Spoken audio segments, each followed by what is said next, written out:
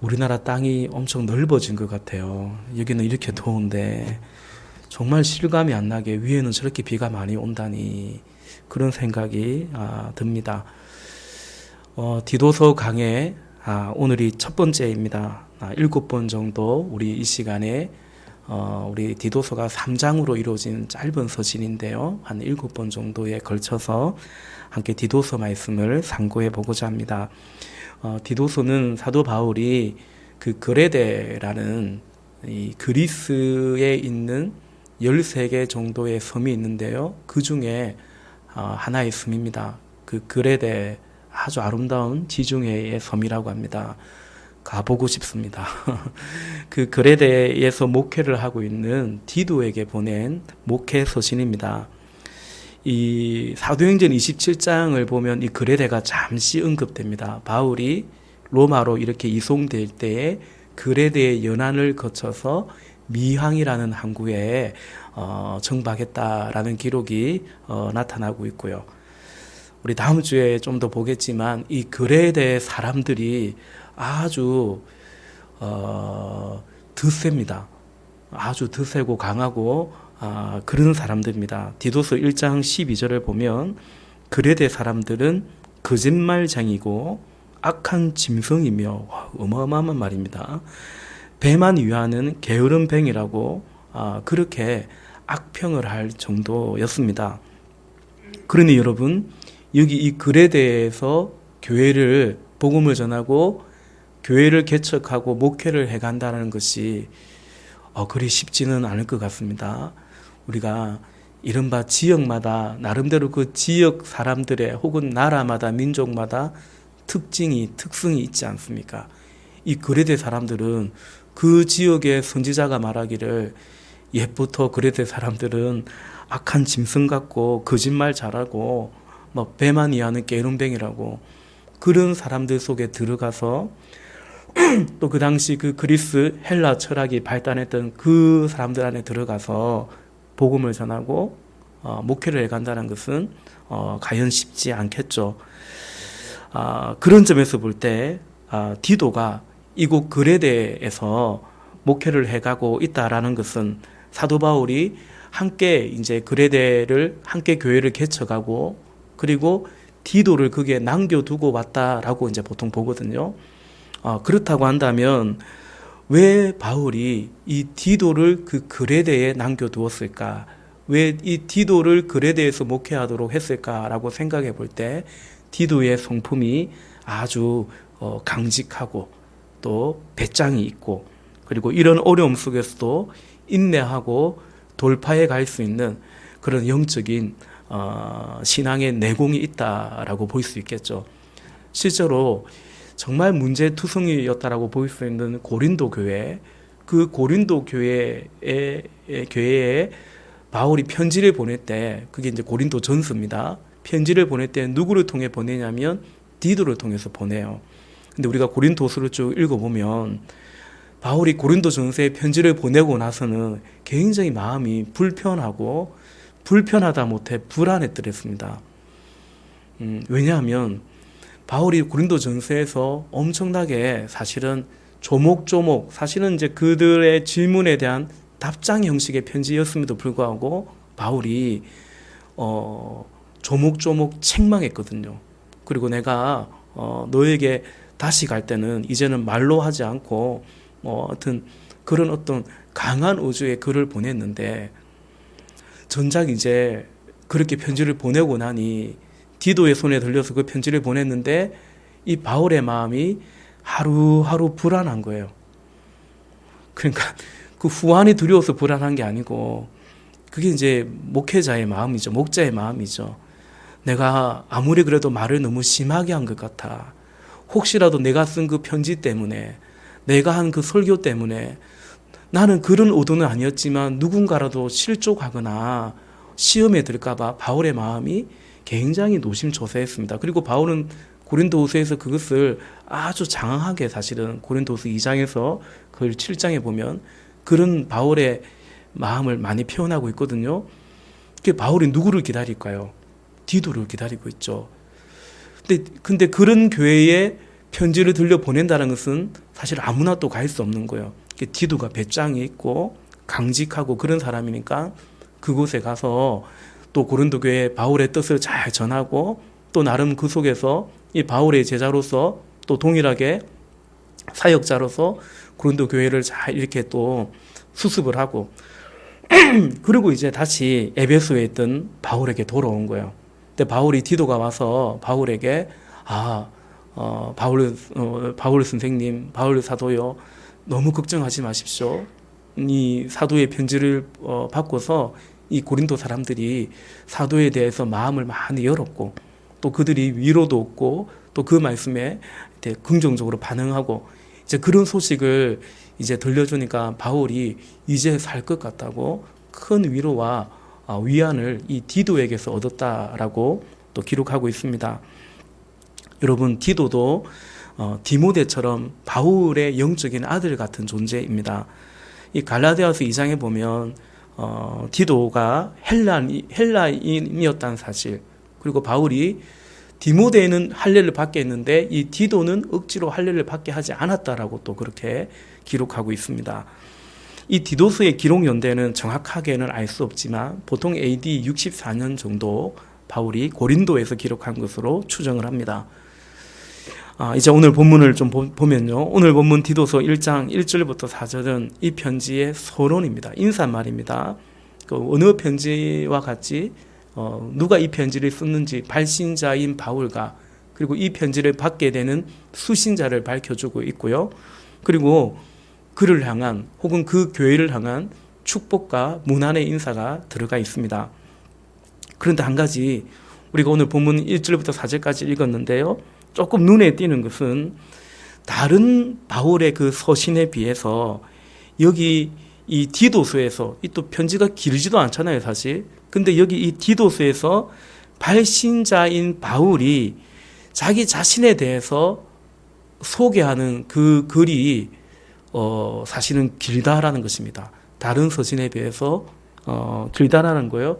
보통 우리가 바울의 서신을 읽어보면 보통 한 구절 내지 두 구절로 내가 편지하노니 너에게 은혜와 평강이 있기를 원한다. 보통 이렇게 한 구절 내지 두 구절 정도로 인사를 끝내거든요. 이 인사말을.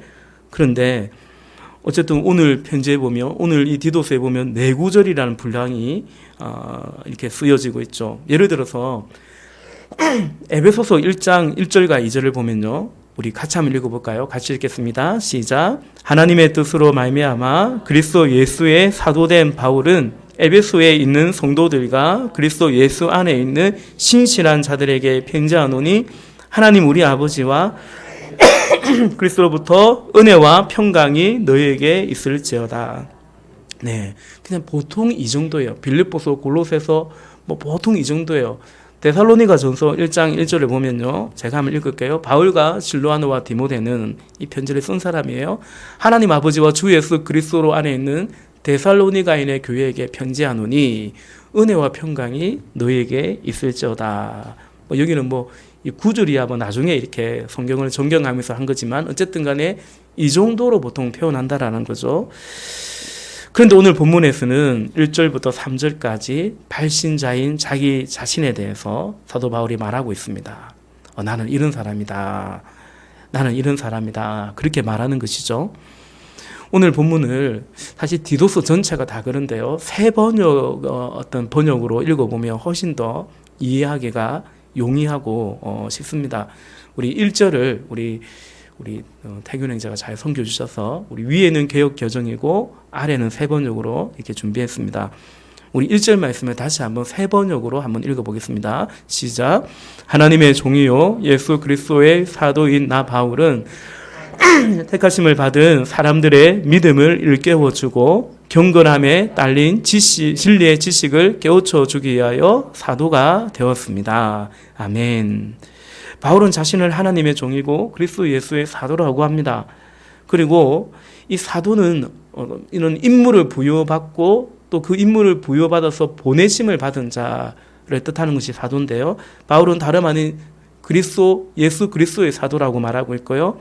그리고 그 사도로서 자신의 임무가 뭐냐면 하나님의 택하심을 입은 사람들의 믿음과 경건을 위해서 또 진리의 지식을 깨우쳐 주기 위하여 자신은 그리스도의 사도가 되었다라고 말합니다.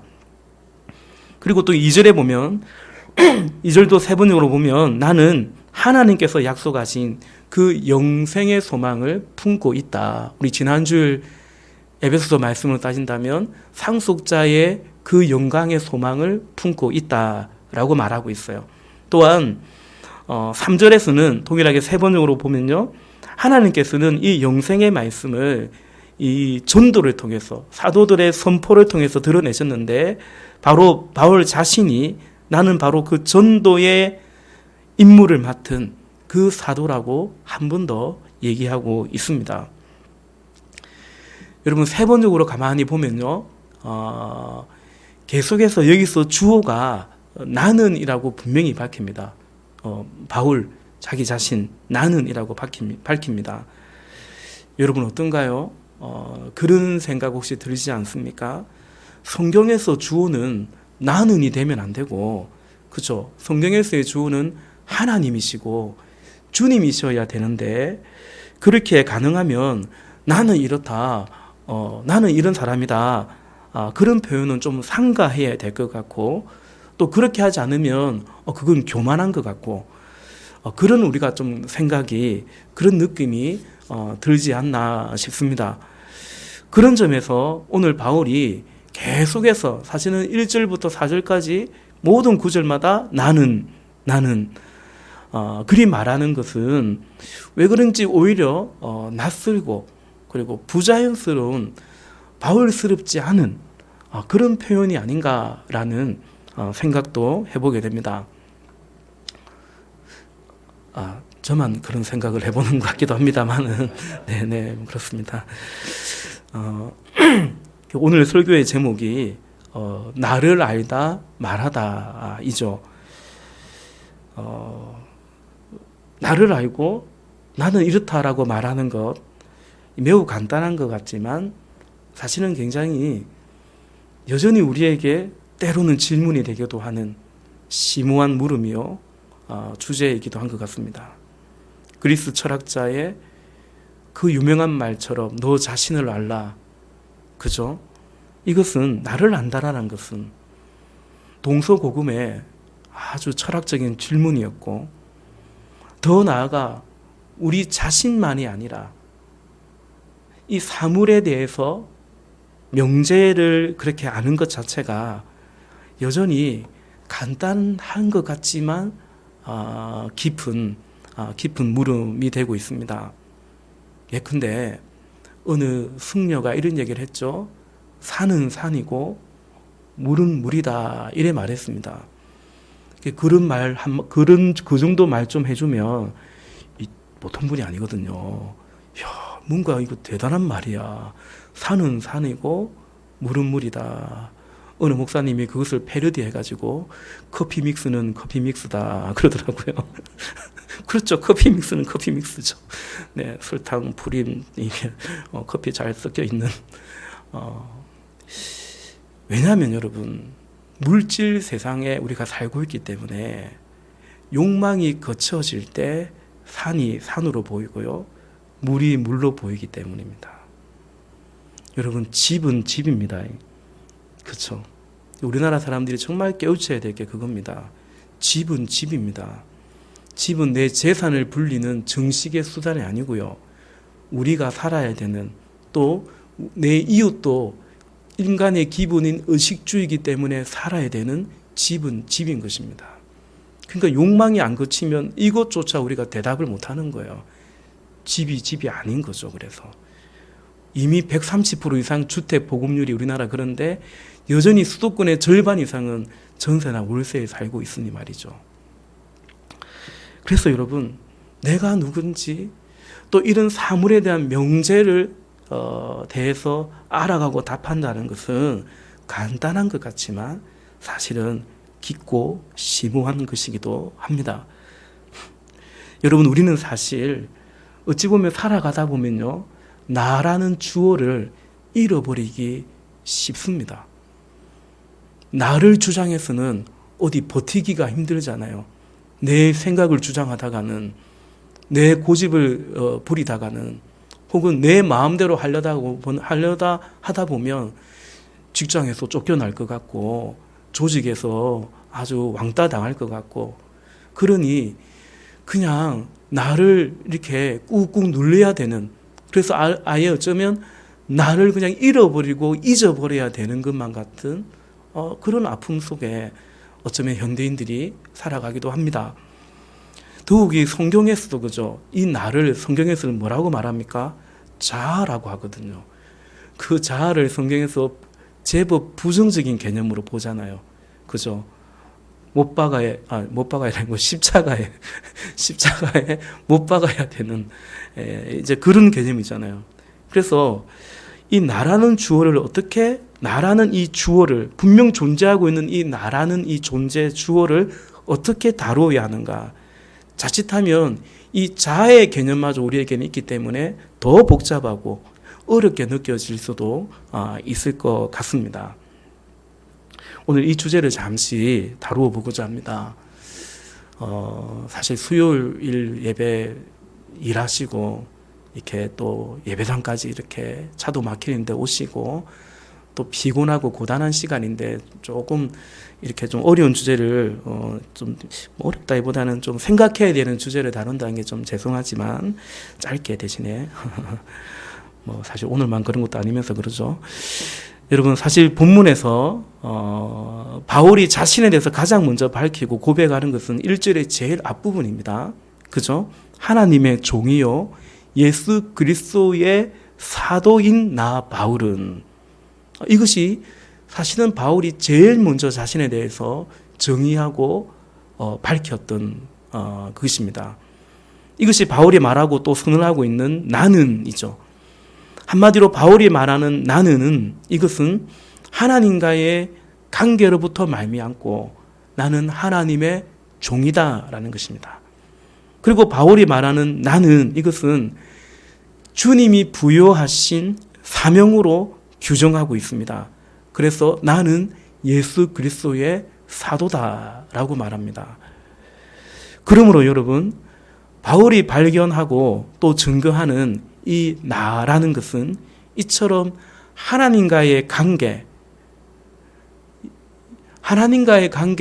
복음과의 관계와 또 그분의 부르심으로부터 시작되고 나는 누군가라는 것은 하나님과의 관계와 그 부르심 안에서 발견하고 그리고 말하고 있는 거죠. 굉장히 중요한 얘기입니다. 여러분 당신이 누구인지 소크라테스처럼 정말 너 자신을 알라 너가 누구니? 라고 물을 때 나를 알고 그래서 나는 이런 존재다 이런 사람이다라고 어떻게 말할 수 있느냐라는 것입니다. 우리가 이 취업을 할 때 그죠 필수적으로 이제 요즘 구비해서 그 제출해야 되는 서류가 뭡니까? 자기소개서죠. 그 자기소개서에 뭐라 적을 겁니까? 물론 세상 직장에다가 우리가 꼭 글이 적을 수만은 없지만 이제 우리는 그리스도 안에서 우리의 자기소개서는 뭘까요? 사실은 거의 신앙 간증문이죠. 그러니까 여러분 우리의 자기소개서는 사실은 신앙 간증문인 것입니다. 아멘이십니까? 그러니까 내 인생에서 예수님을 빼놓고 하나님과의 관계를 빼놓고 그죠? 내가 이런 사람이라고 규정하고 말할 수는 없는 것이다. 그것이 그리스도인이고 우리 아니겠습니까? 여러분 본문에서 바울은 나는 영생의 소망이 있으며 그리고 나는 그것을 선포하는 사도로 전도자로 부름을 받았다라고 고백합니다. 그런데 바울이 지금 그가 예수 그리스도 안에서 영생의 소망이 있고 이 구주를 증거하는 전도자로 사도로 부름받았다고 말하지만 그러나 바울은 한편으로는 항상 어떤 고백을 잊지 않았냐면 사실 원래는 자신이 그런 존재가 아니었다는 사실. 그러니까 그런 자격이 없었다고 늘 말했습니다. 디모데전서 1장 13절에 보면 내가 전에는 비방자요 박해자요 폭행자였다.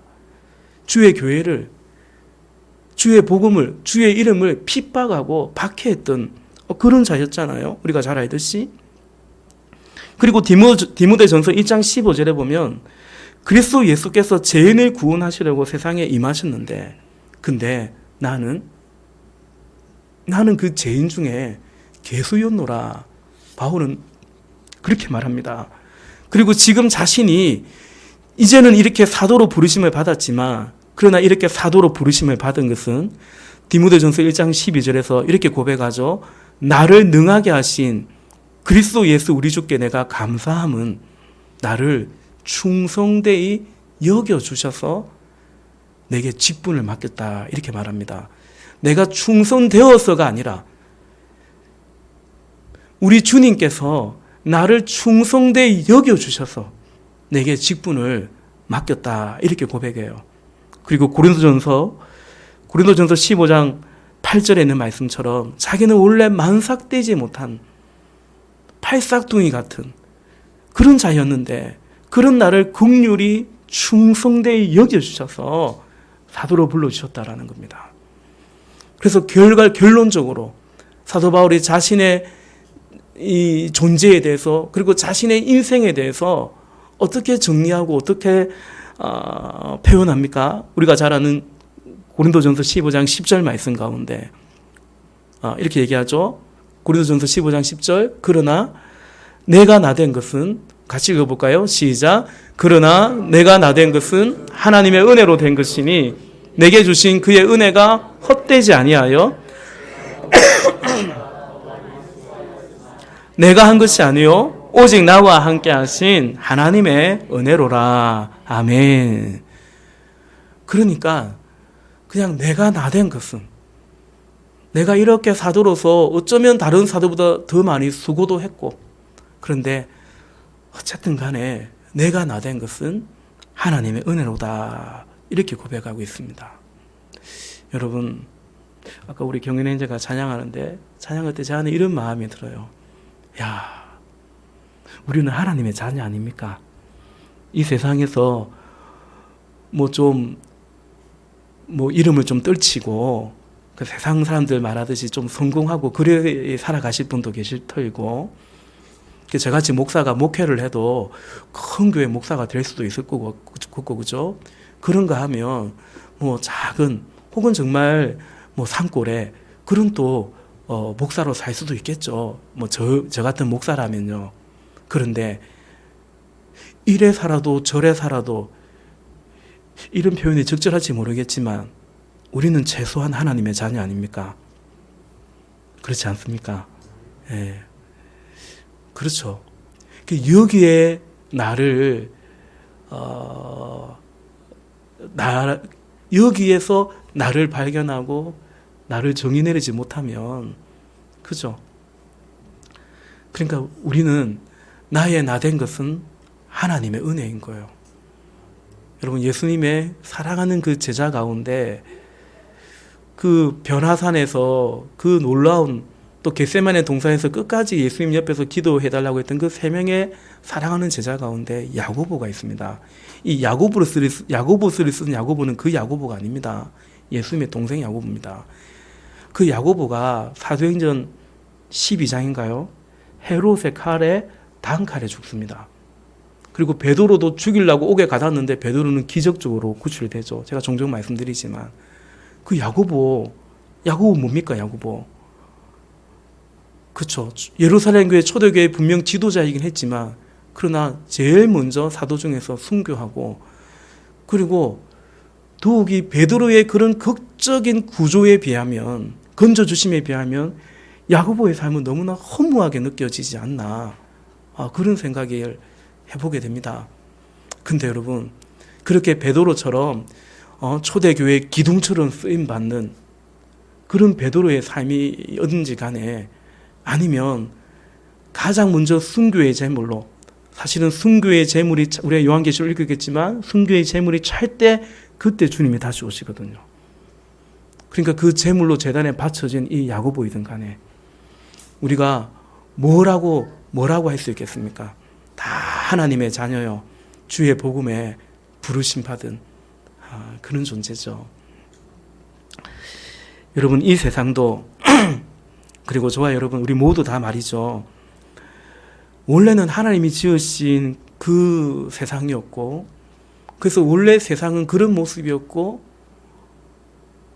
우리도 하나님의 그 형상이었더랬습니다. 그런데 그 세상이, 또 그 세상에 살아가고 있는 저와 여러분 우리 모두도 깨어져 버렸습니다. 아주 심하게, 처절하게 망가져 버렸습니다. 그래서 여러분, 우리가 알고 있고 여기고 있고 규정하고 있는 이 나라는 것은 하나님이 창조하셨던, 그러니까 하나님 보시기에 좋았더라의 그 나가 아니에요. 일그러지고 어그러져 버린 그 세상에서의 나가 되어 있습니다. 더욱이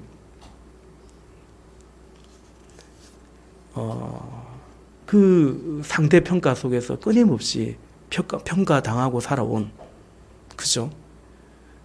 그게 우리의 나를 바라보고 나를 규정하고 있는 사실은 우리의 모습인데, 이것이 꼭 나만 그런 것이 아니고, 그죠?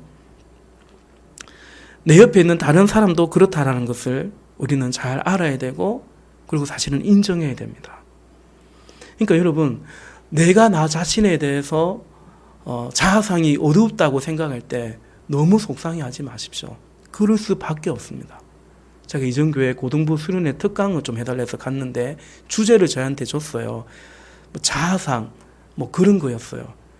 고등학생 정도 되면 자아상 별로 좋지 않아요. 이미 초등학교 때부터 자라오면서 수많은 평가 속에 얘들이 자라왔기 때문에 자신을 완전히 어찌 보면 이 평가 저 평가, 때로는 전교 몇 등, 때로는 반에서 몇 등, 어찌 보면 난도질을 당한 거거든요. 물론 꼭 그렇게 많은 살지 않았지만, 하여튼 그 속에서 결국에는 여러분, 하나님과의 관계에서 우리는 다시 자기를 발견할 수밖에 없고, 그리해 가야 되는 거죠. 놀라운 위대한 그 장수였던 골리앗, 블레셋의 골리앗 보십시오. 다윗에게 뭐라고 말합니까? 네가 나를 개로 여기냐고. 이 조그만한 게 나한테 덤비니까. 그러니까 자기 자신을 뭐라고 말합니까? 네가 나를 개같이 여기냐고. 그렇게 말하거든요. 그런데 다윗은 네가 모독하는 만군의 여호와의 이름으로 너에게 나아간다. 그러니까 하나님과의 관계 속에서 자기 자신을 명확하게 하고 있는 것을 보게 되죠. 여러분, 우리가 하나님의 자녀가 되었다는 것은 사실은 지금 말씀드린 이 부분에 대한 이해이고, 그리고 인식이고, 또 한편으로는 인식의 전환입니다. 우리는 원창조가 있었지만, 그러나 그 원창조가 깨어졌고, 그 깨어진 속에서 그런 인생이었는데, 그런 인생 가운데 예수님이 찾아오셨고, 그래서 우리는 그런 하나님의 원창조의 형상을 이미 이룬 게 아니에요. 완전히 회복한 게 아닙니다. 회복해 가고 있는 거예요. 그래서 때로는 그 안에 있는 썬뿌리가 우리 안에 여전히 우리를 찌르는 거죠. 그러나 우리의 방향은 이렇게 창조의 형상의 회복을 향해서 가야 되는 거죠. 그래서 날마다 성령 안에 거하고 말씀 안에 거해야 돼요. 안 그러면 다시 그 쓴뿌리가 우리를 지배하거든요. 그 깨어진 세상 속에 우리는, 근데 그리스도 안에서 우리가 하나님의 자녀가 되었지만 지금 우리가 살아가는 이 땅은 여전히 깨어진 세상이다 말입니다. 그래서 우리가 그리스도인이 되었다는 것은 이것을 깨닫고 인식의 전환을 하는 거죠. 그래서 그 안에서 발견하고 또렷하게 깨닫는 것은 뭐냐면 긍휼이라는 것입니다. 그리고 용서와 간용이라는 것입니다. 여러분, 우리가 그리스도 안에서 하나님의 자녀가 되었다, 거듭났다라는 그 증거 중의 증거는 이 긍휼의 마음입니다. 용서의 마음입니다. 왜냐면요, 우리가 하나님의 자녀가 됐다는 것은 뭘까요? 우리가 거듭났다는 것은 무엇이겠습니까? 하나님의 그 긍휼을 입었다는 거 아닙니까? 하나님께 용서받은 사건 아닙니까? 그러므로 거듭난 사람은 이제 그 하나님의 은혜 때문에, 그 마음이 새록새록 이제 나오는 거예요. 반대로 예배당은 다니고 있지만 아직 회심하지 않은 자는, 혹은 회심했지만 심령이 메말라 버리면요, 다시 옛 모습이 드러나요. 그 옛 모습은 뭘까요? 그게 바울이 얘기하고 있죠. 옛사람이라 하기도 하고 자아라고도 말하고 하는, 그게 뭐냐면 이 자신에 대한 그릇된 잘못된 사랑이에요. 그러니까 자기 중심적 사랑으로 여전히 충만해요. 두 번째는 그것이 근데 결국 원하는 대로 잘 안 되거든요. 누가 뭐 나를 그렇게 원하는 대로 사랑해 줍니까? 그렇잖아요. 나도 나를 그렇게 사랑하지 못하는데 어쩌면. 그러니까 그런 자기 중심적인 사랑이 있는데 그게 잘 안 되니까 이제 자기를 불행하게 보고 자기를 불쌍하게 봐요. 그게 자기 연민이라는 거예요. 여러분, 자기 연민은 영적으로 굉장히 안 좋은 감정입니다. 그리고 더 나아가서 결국은 나를 이렇게 만든 그 누군가가 각각 다를 거예요. 그 누군가를 원망하고 증오하고 더 나아가 용서하지 못하는 태도로 이렇게 바뀌는 거죠. 이것이 깨어진 세상에서의 죄인들의 모습이요, 자아의 모습이거든요. 여러분, 그런데 문제는 여기에서 끝나지 않는다라는 거예요. 그런 자신을 지키려고 하고 방어하려고 한다는 거예요. 나 건드지 마세요. 그리고 그런 자신을 방어하고 지키고자 하는 마음이 하나님의 은혜 가운데 심령이 가난해지면서 그런 마음이 녹아져야 되는데 그렇지 못하고 그런 마음이 더 강해져 가는데, 성경은 그런 마음을 뭐라고 말하냐면 굳은 마음이라고 하는 거예요. 완고한 마음, 강팍한 마음, 목이 곧은 백성이라고 말하는 거예요. 바로 여기까지가 깨어진 세상에 놓여 있는 사람들의 실상이에요. 그리고 안타깝게도 세상에 있는 사람들의 실상일 뿐만 아니라 교회 안에서도 종종 보게 되는, 다른 사람 아니고 내 안에서 종종 보게 되는 그런 모습이기도 한 것입니다. 사랑하는 여러분, 그리스도인에게 긍휼과 용서는 그 사람의 성품이나 됨됨이나 그런 차원이 절대 아닙니다. 1만 달란트 비유에서 예수님께서 말씀하신 것과 똑같은 것입니다. 1만 달란트의 빚을 탕감받은 그 종이 100데나리온 빚진 자를 용서하지 않는 것을 볼 때, 야, 너 정말 인간성 더럽구나. 야, 너 독해도 어떻게 그렇게 독하냐. 그런 차원이 아닙니다. 네가 받은 용서가 뭔 줄 아느냐? 네가 도대체 어떤 은혜를 입은 줄 알고나 있느냐? 그 차원이거죠. 그 차원이죠. 자신에게 일어난 사건이 뭔지 모르는 거예요. 실제로 여러분, 마태복음 6장 14절과 15절 우리 같이 읽어보겠습니다. 시작. 너희가 사람의 잘못을 용서하면 너희 하늘 아버지께서도 너희 잘못을 용서하시려니와 너희가 사람의 잘못을 용서하지 아니하면 너희 아버지께서도 너희 잘못을 용서하지 아니하시리라. 아멘. 여러분, 하늘 아버지께서 우리의 잘못을 용서 안 해주면 어떻게 됩니까? 어떻게 됩니까? 뭐 구원 못 받는 거죠. 구원 사건이 하나님께 용서받는 건데. 말씀을 맺겠습니다. 시간 관계상 생략했지만, 그래서 사도 바울의 서신서에 계속 나오는 것은 서로 긍휼을 여기며 그리스도 예수의 마음으로, 예수님께서도 제자들에게 내가 너희를 사랑한 같이 너희도 그리하라 말씀하지 않습니까? 말씀을 맺겠습니다. 여러분, 복음, 그러니까 복음이신 예수님이 당신에게, 여러분에게 어떤 분이십니까?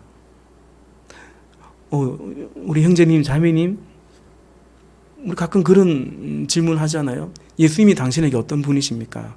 그럼 대답을 해야죠. 아, 예수님은 나에게 이런 분이십니다. 그죠? 우리 둘씩 짝져서 한번 해볼까요? 예수님은 나에게 이런 분이십니다. 여러분, 근데 그 대답은 단지 예수님은 나에게 이런 분이십니다 라는 대답만은 아니고요. 그 대답은 나는 이런 사람입니다 라는 대답이 되는 거예요. 이해되십니까? 아멘이십니까? 이해 안 되는 것 같아요. 이거 안 되면 오늘 막 설교 그냥 말짱인데. 여러분, 한 10초 시간 드리겠습니다. 마음속으로 예수님은 나에게 어떤 분이신지 한번 고백해 보십시오. 예수님은 나에게 어떤 분이신지.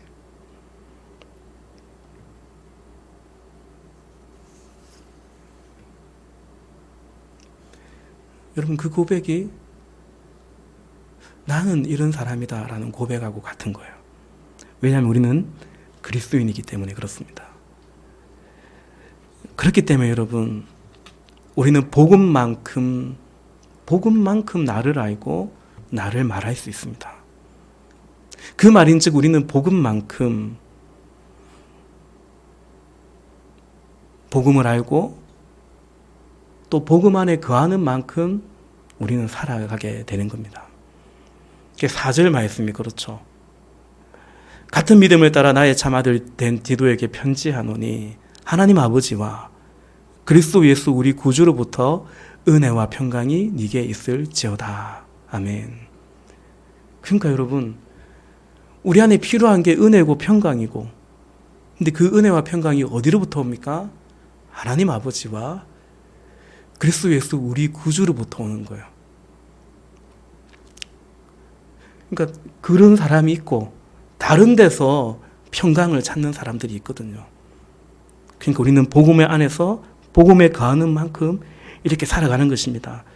복음의 은혜를 누리는 만큼, 그리고 동시에 그 복음에 반응하는 만큼, 순종하는 만큼 살아가는 것입니다.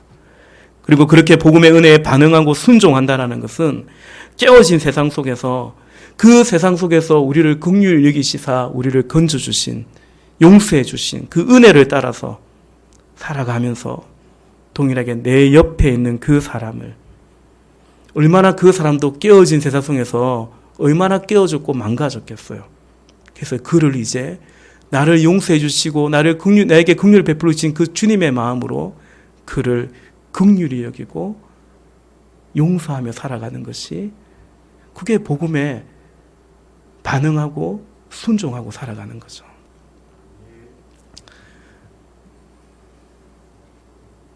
이것이 오늘 그리스도 안에서 나를 알고 나를 말하는 바로 그 사람의 삶의 방향이고 삶의 실제이고, 그리고 그것이 우리에게는 사명의 길이죠. 여러분, 이 마음이 없는데 무슨 전도자로 살겠어요? 그렇지 않겠습니까? 죄인을 긍휼히 여기는 이 주님의 마음이 없는데 죄인들을 향해서 무슨 복음의 전도자로, 사도로 살 수 있겠습니까?